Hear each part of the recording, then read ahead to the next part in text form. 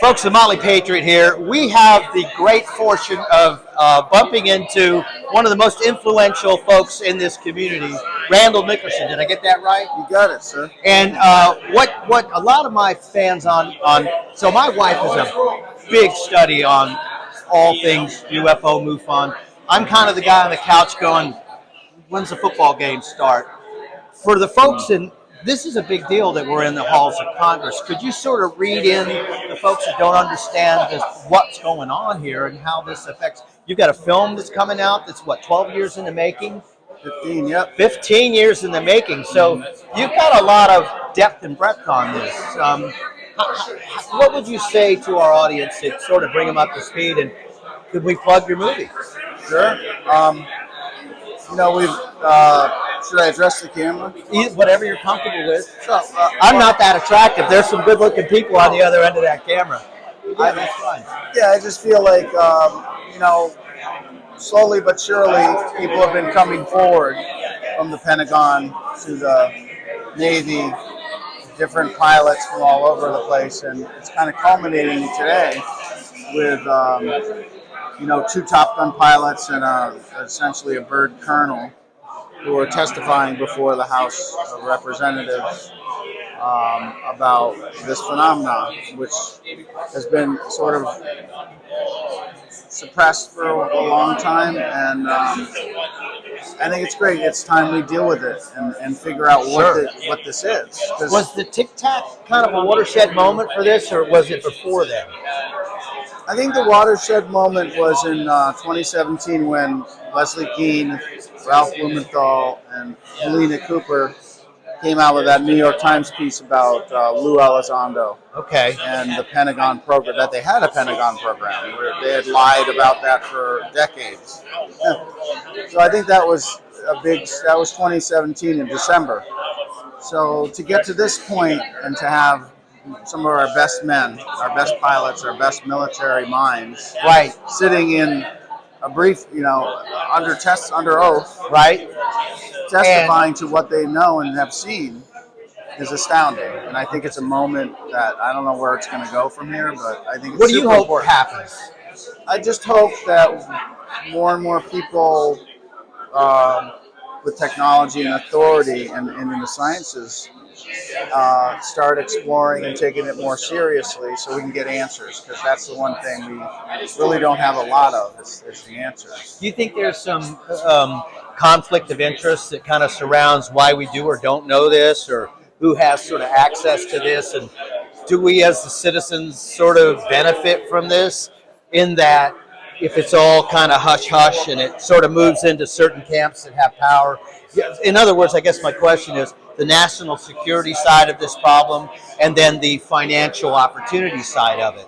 How do you sort of weigh those two things in? I remember watching an interview, Congressman Crawford, who's a gentleman I know, he on one of the House Intel communities where they were talking about this, you sort of get the sense of, look, even if they did have these technologies, do we want Russia to know? Do we want other countries to know? How do you sort of walk that razor's edge between those and sort of manage that accountability? Can it happen? I think it is. I mean, I think we're, it's been a big national security issue, of course. Yeah. And I can understand the reasons why you'd want to keep that hush. What I hope, the one thing I wish they had done a while ago, and maybe it wasn't the right time because of where religion was at the time, was just where the what was at? Where religion was at the time. Sure. That they just told us that we're not the only ones out here. Because they can deal with the technology and play around with whatever they want. I don't really care. I just care that they tell us the truth, that there are other things there, outside of our solar system. You think that that's kind of the humanity of the conversation, where how that sort of fits into, what does this all mean? What is, why am I here? That sort of thing. I think we have a lot of answers that we might be able to find. You think there's some answers we don't want to know? Probably. Yeah. Probably. Yeah. Sometimes, what is it?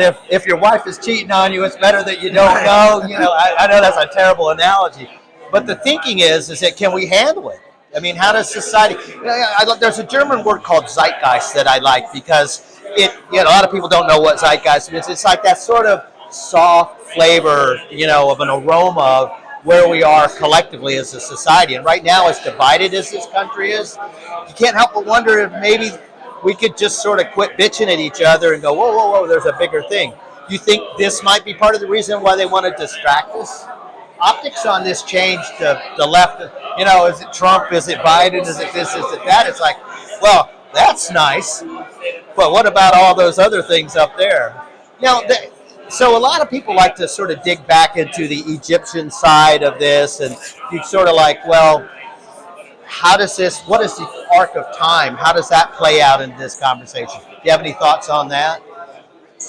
Like UFO technology today versus maybe the things they discovered, kind of like the idea about the Italian craft, and what was that, 1953? 1933. 33. And I mentioned to a gentleman, I said, well, if Mussolini found that, because that was his dominion, then did the Nazis get the technology from the Italians? Did we go to war over technology rather than... Yeah, interesting question. Yeah. Well, how do we see your film? How do we sort of engage that? It's playing in theaters, and we're getting a larger run in theaters now, and it'll probably be worldwide in theaters pretty soon. But you can also get it on Amazon at the moment. Oh, good. Or iTunes and all those. Well, Jeff Bezos is an alien, so we would just be funding the aliens. But it's on Amazon. Plenty of money. Yeah. Well, money doesn't matter when the aliens come in. They're like, this is a fiat currency. This means nothing to me. What economies change when these things happen, don't they? So you got to wonder, kind of like a lot of people concerned about that, right? I wonder about that because we're fighting hard enough just to keep our petrodollars in circulation. What's the next commodity? What dilithium crystal? Who knows? But sort of a kind of a funny sort of thought. I was a kid in the '60s, and James T. Kirk, man, I used to stand up in the shower and sort of try to flex like Captain Kirk. And a lot of those technologies that were sort of delved in by Gene Roddenberry, do you find it interesting how a lot of these things become fiction? Yeah, we have them. Yeah, we have them. What is it? Computer. What is the square diameter of X? And boom, there it is. Siri and all that. Do you have any sort of, with all the sort of digging that you've done in this, as society, what do you think the benefits, the arc of as this moves forward? Can we become a more happier sort of civilization, or are we still going to be fighting over, my doghouse, your doghouse stuff? What do you think? I think we're gonna have to, I think knowing that there's an other, a more intelligent species out there, I really think it's gonna, and it may take time, but bring us together and realize, I'm not very much different. Those are different. You're not much different than I am. Or, I think it does have a lot of... It changes the scale, if you will. It does, and I think it makes us, hopefully, that we appreciate each other more and work together more. I think it has the put us on our better manners. Yeah, I think so. I like that. I like just the a thought different of that. Perspective of what we are, and. Now, do you think our species is older than most would say? Who's the guy that does the whole thing on the?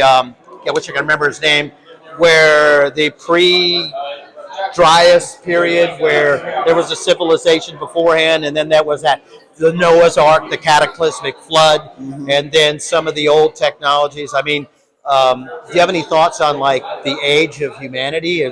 Does that pop up in any of your?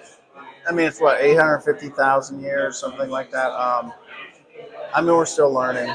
Yeah, I don't know how far we go back or how many times we've risen and fallen. Well, and that sort of jumps into that religion conflict. The Earth is X years old, but it's all about what's your measuring stick. True. Well, I really appreciate your time. Yeah, I'm looking forward to seeing your movie. If I don't go see it, the wife will take me out. I hope you enjoy it. Anyway, Motley Patriot, we're very thankful for everyone getting involved, and you're kind of serving our country, bringing sort of this awareness. And thanks for what you do. Trying. Really Thank you, sir. Pleasure.